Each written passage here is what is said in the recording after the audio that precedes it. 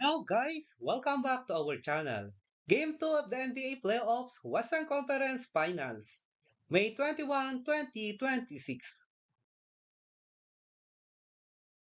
Oklahoma City Thunder topped the San Antonio Spurs 122-113 in Game 2 of West Finals.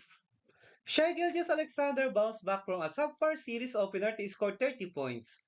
Alex Caruso added 17 off the bench and Oklahoma City Thunder beat the San Antonio Spurs 122-113 in Game 2.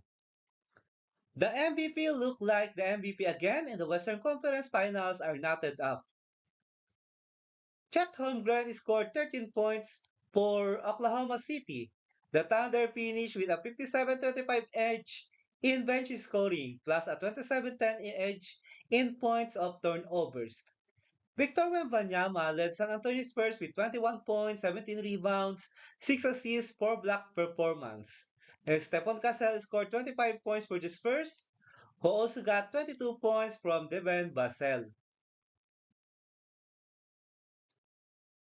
The win was not without cause for the Thunder, who lost guard Jalen Williams, who had already missed 6 games in these playoffs with a left hamstring strain in the first half in the recurrence of the hamstring issue. The Thunder said it was tightness, but even that would figure to put his availability for Friday into doubt. And the Spurs got bang ass up well. Already without All-Star guard De'Aaron Fox because of ankle soreness, San Antonio lost his replacement in the starting lineup, Dylan Harper, to a right injury after he took a couple of awkward falls in the third quarter. In this game, San Antonio Spurs has better percentage from the field, but only made 41 field goals compared to Oklahoma City who had 45. OKC had a total of 41 rebounds and a total of 34 assists compared to San Antonio, who only had 22. They also limit their turnovers to just 9, compared to San Antonio, who committed 21 turnovers.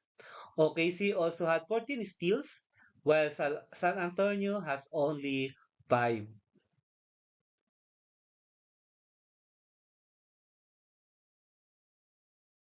Here is the Eastern Conference Finals game schedule tomorrow, May 22, 2026. Donovan Mitchell and the Cleveland Cavaliers need to keep their poise throughout the game to even their series against Jalen Brunson and the New York Knicks as they met in Madison Square Garden at 8 a.m. Philippine time or 8 p.m. Eastern time. Let us take a look to the NBA Conference Finals series standings as of May 21, 2026. The New York Knicks leads their series against Cleveland Cavaliers 1-0.